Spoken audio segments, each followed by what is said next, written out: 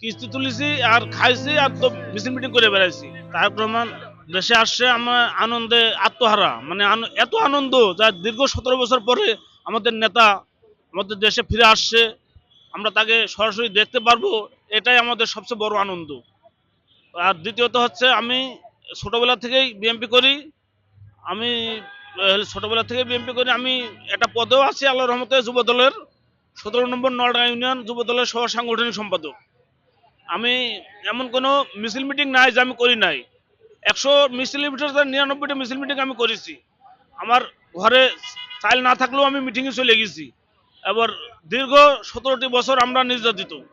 আমরা অনেকে আমলিকের হাতে মায়ের খাইছি আমি 2বার। আমি নির্বাচনে পোলিং এজেন্ট হতে গেলাম, হয়েছে আমার নলডাঙ্গা বাজার থেকে আমাকে 2বার আক্রমণ করা হয়েছে। পেপসির বোতল দিয়ে আমাকে মাথা মারা হয়েছে, আমার হত্যার উদ্দেশ্যে আমাকে হামলা করা হয়েছিল। তারপরেও কিন্তু আমরা দল ছাড়ি নাই, দলকে ভালোবাসি, দল নিয়ে আমরা আছি। আল্লাহর রহমতে আমরা এই দল করে এগিয়ে যেতে চাই। তারপর আমার সর্বশেষ কথা হচ্ছে, আমি বিগত দিন আমরা অনেক টাকা ঋণ হয়ে গেছি। আমি দল করতে যে কিস্তি তুলেছি আর খাইছি আর তো মিছিল মিটিং করে বেড়াইছি। কারণ আমাকে তো ব্যক্তিগত টাকা নেই, গরিব মানুষ। তাই এখন এই দিনাদায়ক হয়ে এই কিস্তি মিস্তি টাকা বাড়ি থাকলে ঝামেলা হচ্ছে, যার কারণে ঢাকা এসে রিক্সা চালাচ্ছে। তাছাড়া আমি আমার বাসা থেকে বলতো যে তোমার ঘরে চাইল নেই, তুমি মিটিংয়ে যাও। আমি কি ওরে একদিন একদিন মূল্যায়ন হবে, আল্লাহ একদিন একদিন মূল্যায়ন করবে। তা আমার তারেক রহমান যেন আমার সরাসরি দৃষ্টি আকর্ষণ করে, আর আমার বিগত দিনের ত্যাগ এবং মেধা এবং পরিশ্রম এগুলো যেন আমাকে মূল্যায়ন দেয়, আমাকে যেন মূল্যায়ন করে। নলডাঙ্গা বাজারে এমন এক সময় ছিল বিএনপির পোস্টার মারার মতো কোনো লোক ছিল না।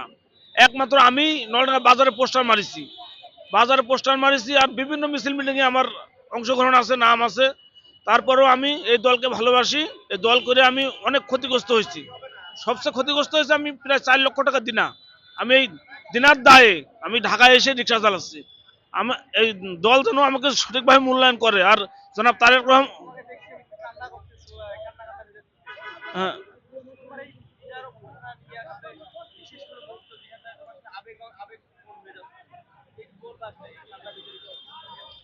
আমার অবস্থা আমার সবচেয়ে বেশি খারাপ লেগেছে আমাদের ম্যাডাম যখন অসুস্থ হয়েছে, তিনি হাসপাতালে আছে। তার জন্য আমরা আল্লাহর কাছে দোয়া করি তিনি যেন সুস্থ হয়ে ফিরে আসেন, এবং তার জন্য আমাদের হৃদয় সবসময় কাঁদে। আর তারপরও মা হারা ছেলে হারা মা বাংলাদেশে 17টি বছর দীর্ঘ সময় ত্যাগ স্বীকার করেছে, জেল খেটেছে, নির্যাতন জুলুমের শিকার হয়েছে। তারপরও আমরা আল্লাহর কাছে দোয়া করি যেন তিনি সুস্থ হয়ে ফিরে আসেন।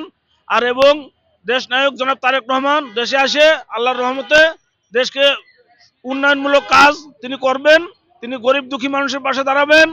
তিনি যারা বিগত দিনে দলের জন্য আত্মত্যাগ স্বীকার করেছে তাকে সঠিক মূল্যায়ন করবেন বলে আমি মনে করি। আর এই কথা যেন সরাসরি তারেক রহমান যেন আমার এই কথা যেন আকর্ষণ করে। আর আমাকে আল্লাহর রহমতে ঝিনাইদহ জেলার সবাই চেনে। আমার নাম মোহাম্মদ হারুনা রশিদ। আমি চাই দল ক্ষমতায় আসলে যেন আমাকে যথাযথ মূল্যায়িত করা হয়। বাসন